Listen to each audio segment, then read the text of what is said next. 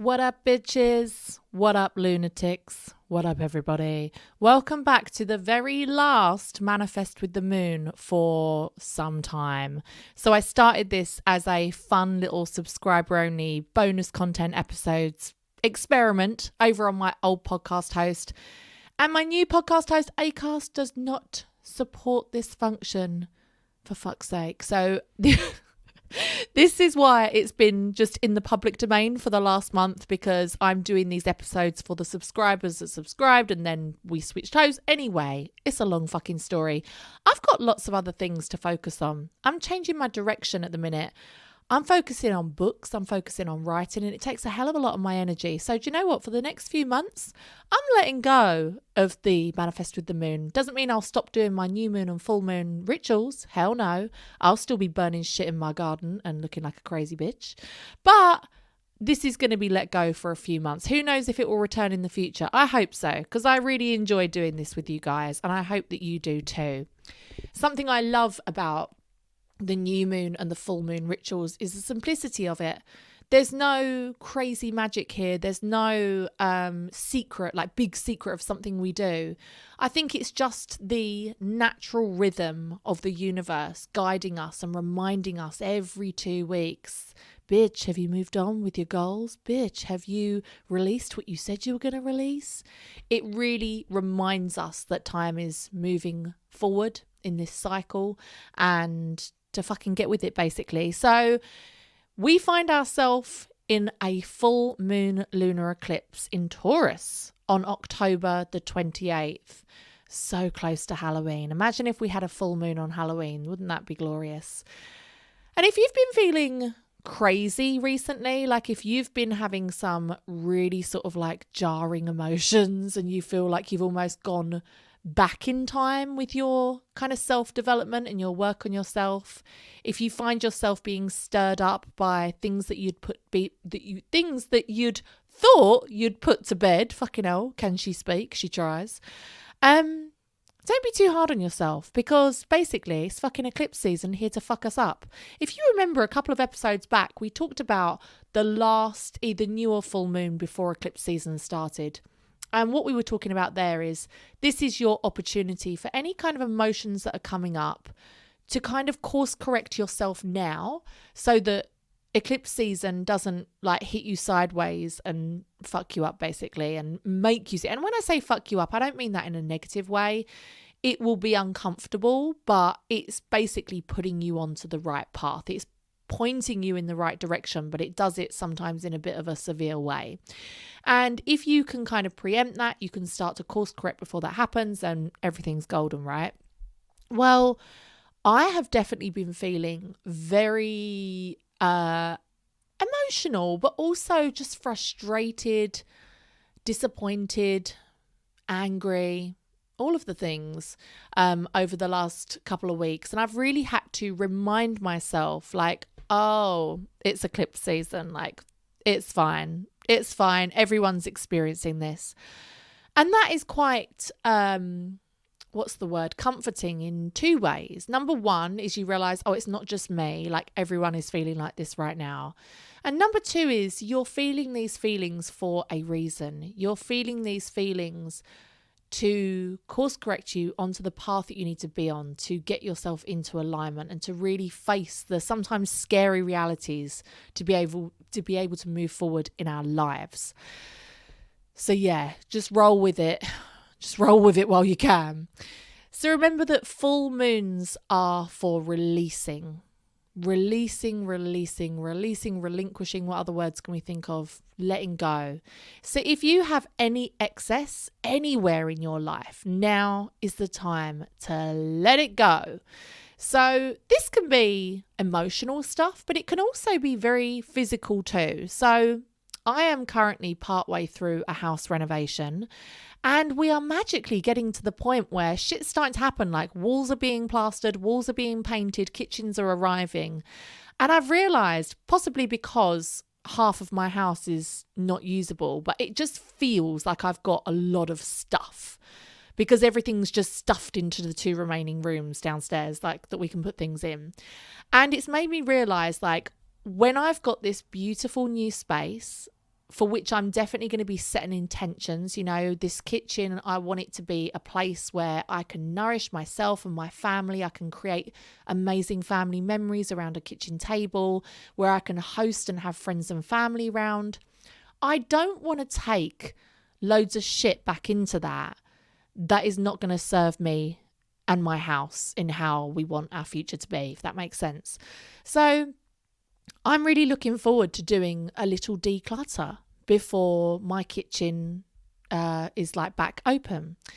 And I know that if you've ever read the Marie Kondo book, The Life-Changing Magic of Tidying Up, she believes that you do one declutter and that's it. But I truly don't believe that is ever anything that we could get down with, because I don't know about you, but my house goes through phases. Like, my daughter was fully into theatre school. We had to buy the uniform. We had to buy the shoes. We had to get the costume for the stage show. And then she gave it up. You know, my younger daughters outgrow their clothes every 6 months. So there's constantly a new influx of clothes coming in for the new season, whether it's like winter or summer, whatever they need. And then clothes are having to be gotten rid of. There are toys that are used up and broken, and things that you just found out they never really like that much. There are hobbies that we think that we're going to take up, and we maybe buy like a treadmill for our sitting room, or we buy, you know, running gear, and then we never actually do it. We realise, do you know what? This nearly happened to me the other day. I went horse riding for the first time in, I'm going to say 15 years. Maybe it's not been that long, but it's been a long time. And when I was a teenager, I used to have horses. I had 3 horses. I loved it. I spent my life at the stables. And I was like, I really want to try an exercise that I really enjoy.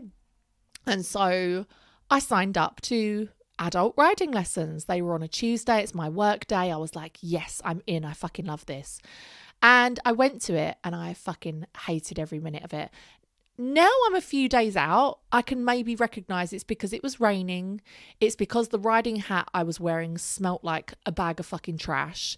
I had to wash my hair 3 times after that. Like, the horse was sweaty and muddy. Like, it was just, everything about it was gross. But before I went on that lesson, I nearly bought new joggers and new riding boots, because I was like, fuck, I can't find my riding boots, and my joggers I finally let go of because they are from when I was a teenager and I'm not going to fit back in that size again.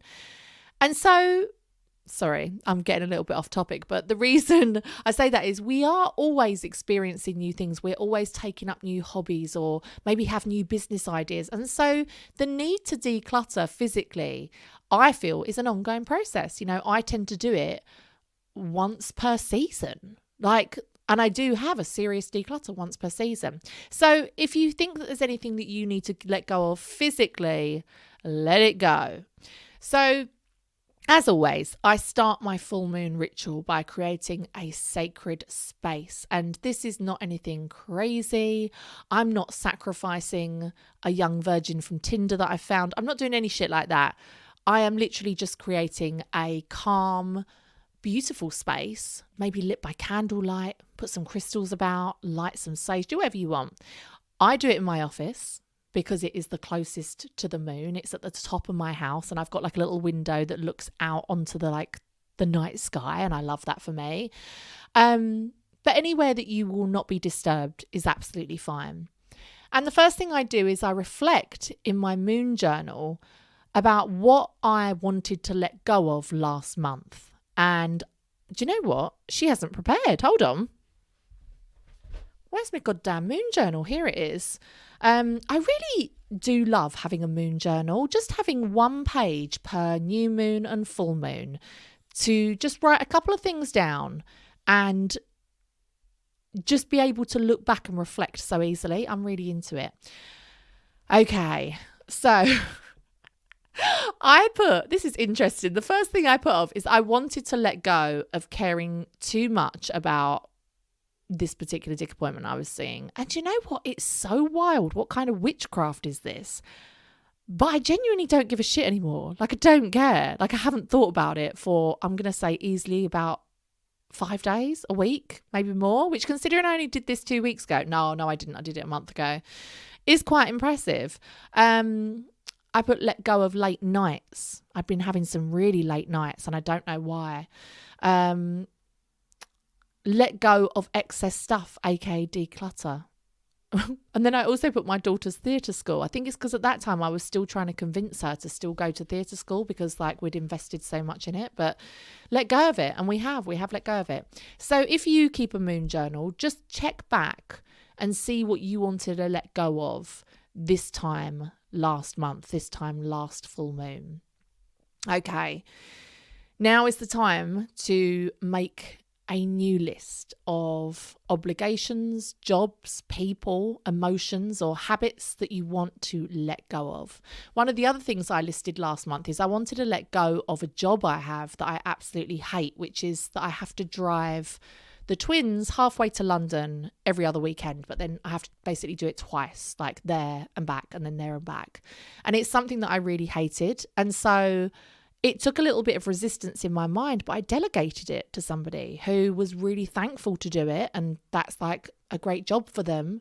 And I now don't have to fucking do it.